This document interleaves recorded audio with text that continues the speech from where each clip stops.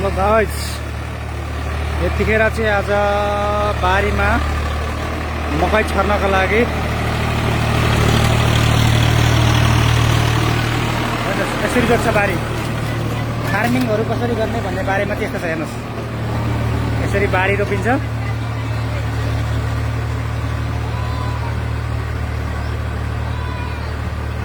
Tractor लाउने काम हुँदैछ। मकै छर्नको लागि हो। अब गाउँले जीवन हो, हेर्नुहोस्। खेतीपाती गर्नै पर्यो, भात खानै पर्यो। धान हुन्छ, मकै हुन्छ, गहुँ हुन्छ। योभन्दा अगाडि तोरी फलेको थियो, आलु फलेको थियो।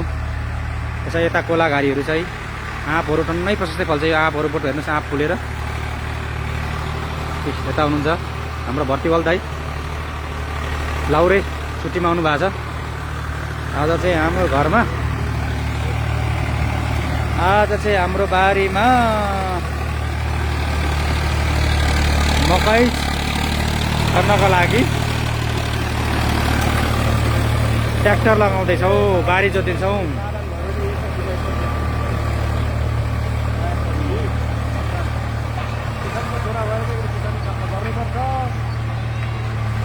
ल हेर्नुहोस् गाइस, हामीले गाई भैँसी पनि पालेका छौँ। गाईहरू पालेका छौँ। यहाँ आमाले गाई भैँसीलाई दुधै हुनुहुन्छ। हामी त खेती किसान हो पक्का, हेर्नुहोस् हजुर। अब विदेश गइँदैन होला, नेपालमै खेतीपाती किसान गर्दै बसिन्छ होला है आमा। के भन्नुहुन्छ आमा, केही भनिदिनु त। अब विदेश नजानु होला हौ आमा, है त्यही काम गरौँ है। ल हेर्नुहोस्, हाम्रो आमाले गाई यतै सागसब्जीहरू फलिरहेछ। आँपहरू फलेर टम्मै मेवा।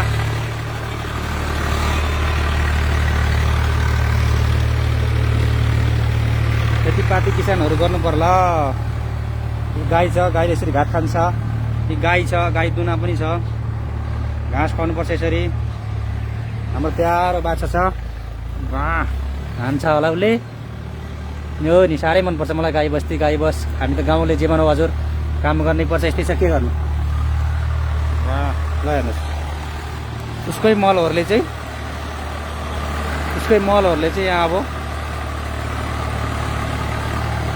मकै छर्ने कार्य गर्ने। मकै कि आलु सक्यो, मकै।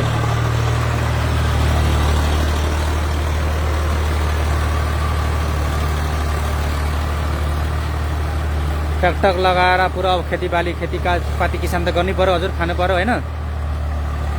आँप फुलेको ल हेर्नुहोस्, यहाँ आँप कति फल्छ होला। अरे बाफ्रे, आँप फुलेर यसरी आँप फल्छ हेर्नुहोस्।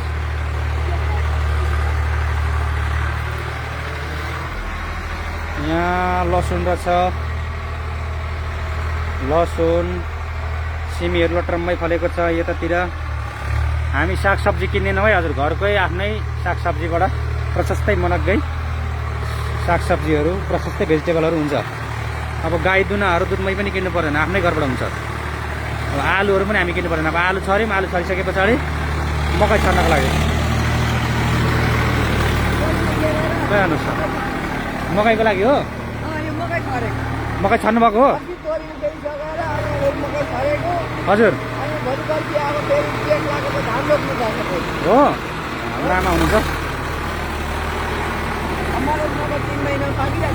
हजुर। दाल पनि हुन्छ यता के र।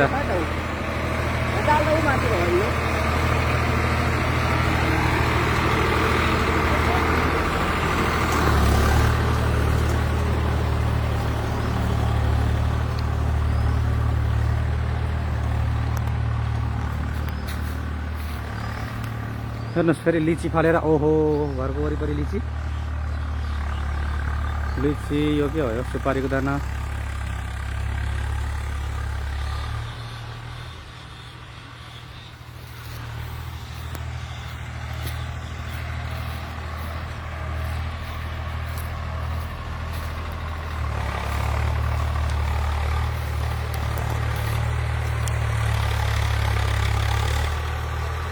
हेलो नमस्ते, को हुनुहुन्छ लाइभमा।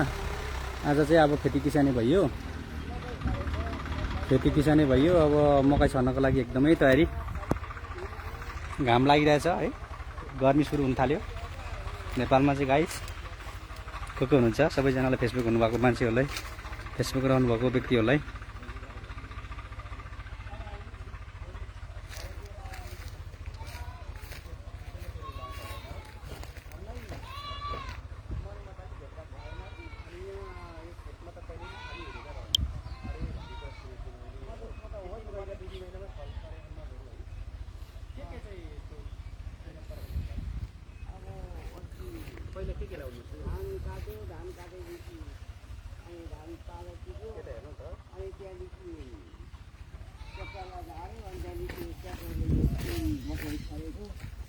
अनि त्यहाँदेखि यता तोडिसकेको तोडी पाकेर यो अब मकै लाग्यो अब भोलिदेखि जेठमा मकै पाकिजान्छ यो ए भनेपछि अनि त्यहाँदेखि धानको बिउ फेरि जेठमा राख्नुपर्छ अनि त्यहाँदेखि धान रोप्छ धान पनि त्यस्तै फल्छ है फल्छ भनेपछि त धान पनि खेती त भनेपछि त कहिले पनि खाली नहुने रहेछ होइन हुँदैन मधेसबाट अनि यो खेतीबाट चाहिँ तपाईँले कतिको यसो मनग्गे खुसी खै आम्दानी जस्तो गर्नुभएको छ कि खुसी छ कि खुसी हुनु न त यो खेती गरे अनुसार अहिलेसम्म त खेती लागे अनुसार खै किनेर खाइएको छैन तपाईँहरू खेतीदेखि खुसी नै हुनुहुन्छ त खुसी नै छैन अहिलेसम्म घरको स्वास्थ्य आफ्नो खेतीको खानु जस्तो राम्रो केही हो त होइन र आमा आजसम्म के पर गरेर केही खाएको छैन आफ्नै खेतीपातीले खाँदैछु ल है यस्तो तपाईँहरूको आशीर्वाद पोहोरको चामल खाँदैछु अझै तपाईँहरूको मेहनत तपाईँहरूको लगम अब यो सधैँ भइरहोस् 80 मङ्सिरको धानलाई कुटाएकै छैन